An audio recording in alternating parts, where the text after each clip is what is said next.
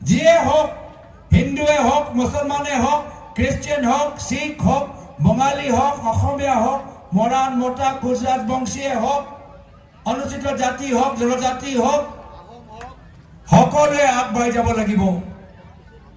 সামাজিক ক্ষেত্ৰত আগবাঢ়ি যাব লাগিব, শিক্ষা ক্ষেত্ৰত আৰু শিক্ষিত হ'ব লাগিব, সাংস্কৃতিক ক্ষেত্ৰত নিজৰ সংস্কৃতি ধৰি ৰাখিব লাগিব, ভাষাটো ধৰি ৰাখিব লাগিব,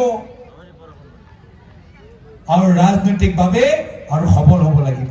এয়া হ'ল কংগ্ৰেছ দল। আমি কাৰো মাজত পাথৰ কমি দেখা নাপাওঁ। আমি সকলোৱে হ'লো ভগৱানৰ সন্তান।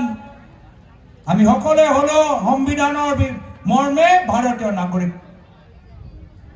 এতিয়া বহুত শক্তি এনেকুৱাও আছে যে আমালোকৰ মাজত এটা সাম্প্ৰদায়িক বাতাবৰণ সৃষ্টি কৰিবলৈ বিচাৰে, যিসকলে হিন্দু আৰু মুছলমানৰ মাজত ভাগ ভাগ হোৱাটো বিচাৰে। আমি তেওঁলোকক বুজাব লাগিব যে ভাৰতীয় পৰম্পৰা আমাক শিকাই দিয়ে কি আমি নিজৰ ধৰ্মৰ লগত আমি অন্যান্য ধৰ্মকো আমি সন্মান কৰোঁ।